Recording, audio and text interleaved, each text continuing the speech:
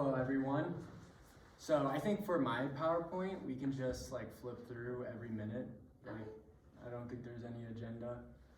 But, so this is a little bit about my work. So I just finished grad school this past May with an emphasis at sculpture. I received my MFA from Indiana University in Bloomington. And this piece right here is what I spent a lot of time on. When I first got to grad school, I went in with just a single cast of my fist, which then I pulled, like, you guys know, like silicone caulking that you get at Home Depot or Ace Hardware. If you mix that with Dawn dish soap, you can create like a malleable material you could just place on any object and pull a mold off of it. So it was like $7, and I kept repeating this cast hand. And yeah, this is a detail shot of it. So I was really interested in like the generations that went into this process, because with, like, you have a hyper detailed cast of a hand, and then every time you pull a mold off of it, you lose detail. And it really started to correlate with these ideas that I had of like cycles of oppression and resistance and generational systems that we have in the United States. So this piece is building off that, right? Because this piece took, like, there's 7 pieces and it's almost 18 feet long, but there are so many generations of fists in there, and you have like so many seam lines that go on there to pull out the fist. And I was just thinking about, I think there's like so much that goes on in the United States in terms of protests, like that's a big part of who we are as a society, but that was just really interesting me, and thinking about like how my ancestors have protested. My grandmother's a really big influence to me because she like devoted her retirement life to just protesting Marjorie Taylor Greene around the country. Like, that's just what she does. She's just like a professional heckler. But it's not just her. She's very active in the state of Illinois and in our county of just protesting. And I think it's interesting, but I'm thinking about these like acts of protest, and I consider them like the architecture of oppression in the United States.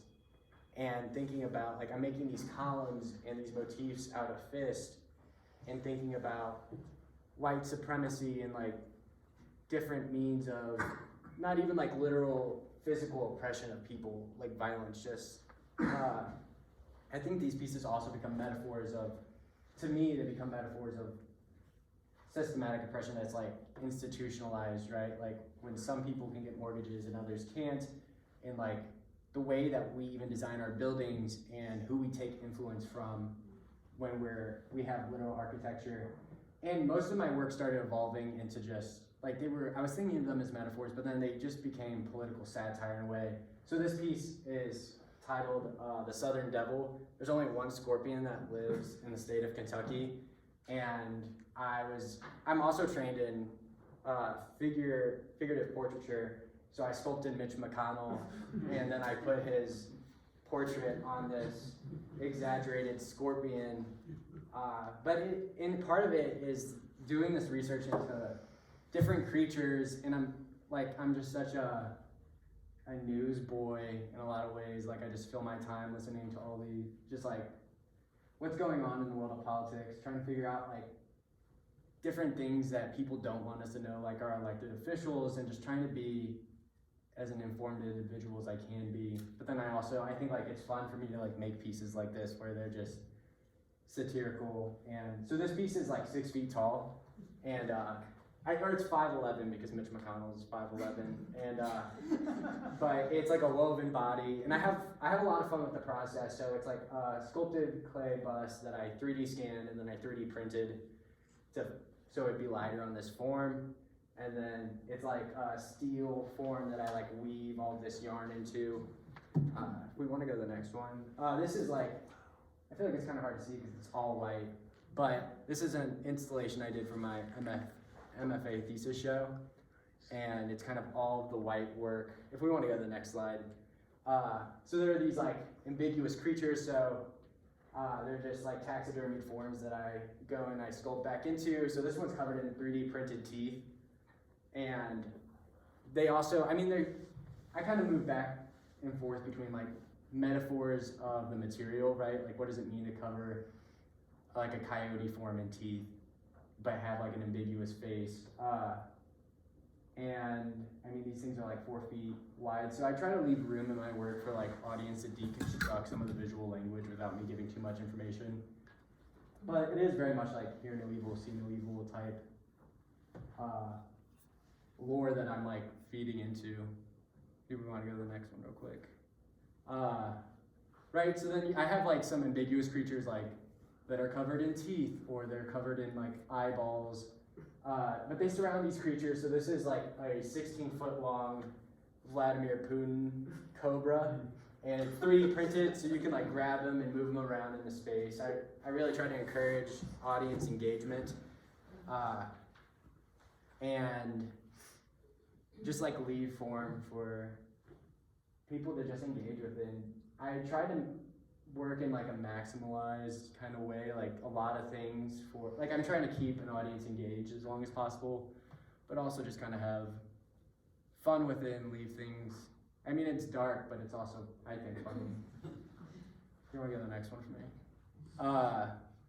Yeah, so, I don't know, I think the process is really fun with me. Like I was just talking to you about what media I work in, and I get bored really easily, because I think part of that's like maybe being a tablet baby in a way, but like I'll sculpt a form like this bat. I sculpted it out of clay, and then I 3D scanned it, and then I do sculpt like full portrait busts of politicians. So this is Lindsey Graham on a common bat, and then normally I'll go in and I can like 3D print them. So I am also interested in the same way with the fists, where I'm mass producing these fists. Like with a 3D printer, I can print a Lindsey Graham bat in like 4 hours, but then have like, I have a print farm. That's when you have like six or more 3D printers. So they all just print these bats and different creatures. Like I've got like Rudy Giuliani rats and some Nancy Pelosi caterpillars. Would you get the next one for me? So what sort of titles do you give your sculptures? Normally I give them titles that like the Southern Devil. I thought that was so appropriate just to name it after a scorpion. This one's called Giant Hornet. It's really hard to see, but there's a hornet right here, like Donald Trump's face on it. And I thought like, I just kind of named them after the creature. And then there is also, I write a lot of lore, which we were also talking about Pokemon earlier. It is very Pokemon-esque. But then there's also this correlation between like, what's going on, like, right? Like at the time when I made this, there was this giant conversation about like the giant hornets coming over from China. And then you have Donald Trump always talking about China because of COVID. But I also make like little video games. They're really basic. So this one, it's a bunch of Donald Trump hornets, but it's connected to like a duck hunt game where they're like a bunch of little wasps flying. You might go to the next one. And then yeah, this is another piece that I made, and I just remade it, but it's all paper cast, and there are Donald Trump hornet wasp all over it. So some of them, like I think this one's a little bit more ambiguous with its meaning. It's called Drain the Swamp. Like there's an alligator skin on it, and then I was just kind of like who says that all the time? Is it Matt Gaetz who's like, let's drain the swamp? You guys know what I'm talking about?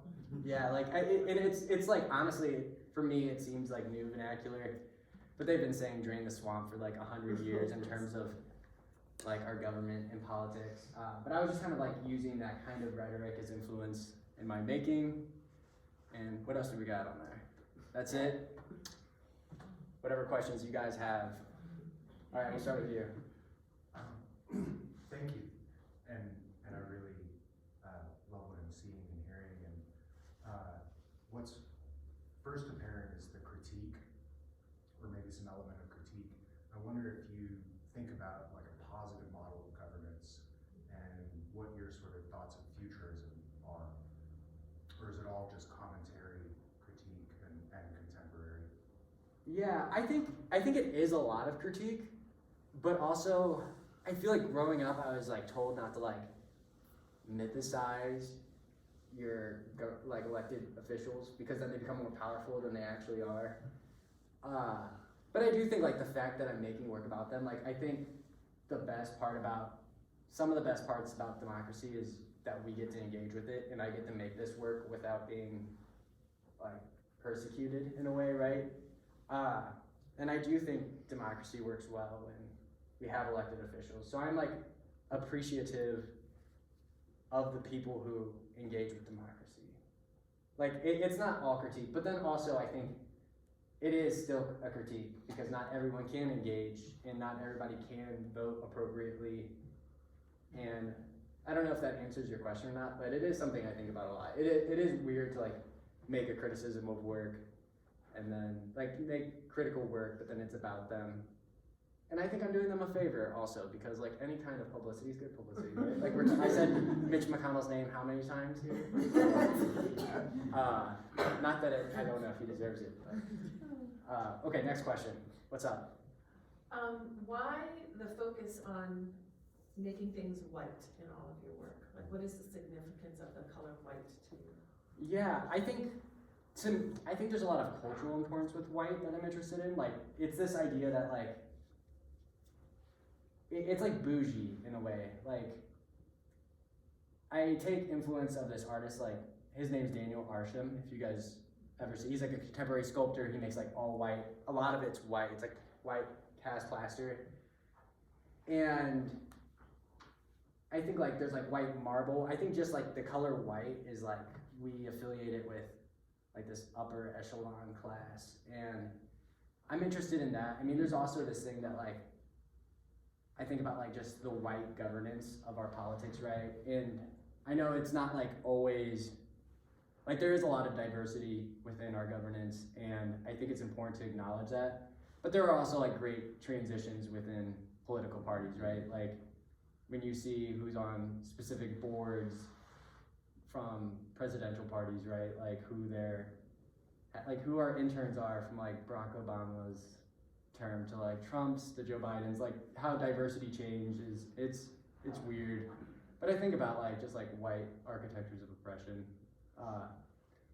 If that answers that question appropriately. Thank you. What's up? I'm curious about your mold making process.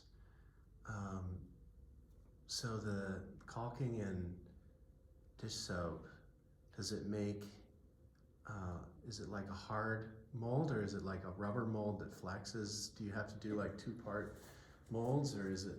Yeah, so it depends on the piece. It's like a rubber mold that flexes. It's like if any of you guys ever work with like smooth-on products, which are really expensive. Yeah. Yeah, this is like a cheaper alternative. I mean, the price of silicone's going up, thanks GE.